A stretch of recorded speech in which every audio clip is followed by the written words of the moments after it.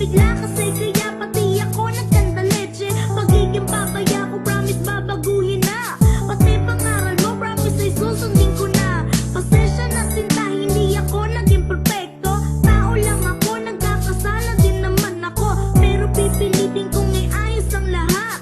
Basta pangako mo, hindi ka na mawawala. Sana ang mga pagkakamali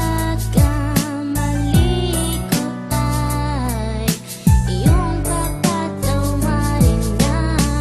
At kung meron pang konting pagmamahal, kaya bang itabi ang sakit at sa'king bumalik na. Pagkipos ng mga ako ay nangongonsensya. Hindi na makatakas dahil may ebidensya. Ang nakaraang tinatakasan na nanghihinayang. Bakit nagawa kong saktan ka, hinayaan magparaya at pinalaya ka, kaya madayang puso ko.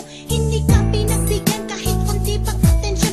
Kaya kinakasalanan ang bigat ng iyong damdamin. Pagsasalang nagawa ay gusto ko nang aminin at babawiin ang sakit na iyong naranasan. Ang pasakit na dinulot, kailangan kalimutan. Magsimula na tayo, please, hindi ko na to kaya. Nung iniwan mo ako, saka ako ay natauhan. Nanghihinayang ako sa ginawa sa'yo, ni hindi kita pinigilan sa akin lumayo. Hindi man lang naisip na ikaw ay tinataksil, na ikaw dapat ang taong kailangan kong mahalin.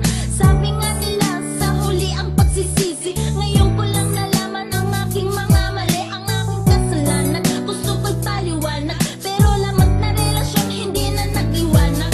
Ginawa ko sa iyo, kaya pa ba naburahin? Kasalanan malaki, kaya pa pang limutin. Bago matapos ang kata, hinihingi ko ang pasensya. Sana nga maibalik ang dating pagsinta. Pinagmalas din yun ang iyong larawan, habang di masaksi ang aking nararamdaman. Simula na mawala ka ngayon dito sa buhay ko, di ko maintindihan ang sigaw ng puso ko. Para bang ako ay natabunan ng kasalanan? Mababalik ko pa ba ang oras ng kasiyahan at panahon nang tayo ay nakakatuwaan? Pero ito natigil sa puot at iyak. Ilang taon pa ba ang aking bibilangin para sa buhay ko ika'y muling bumaling? At paano ba maaalis lahat ng kasamaan na aking nasira sa ating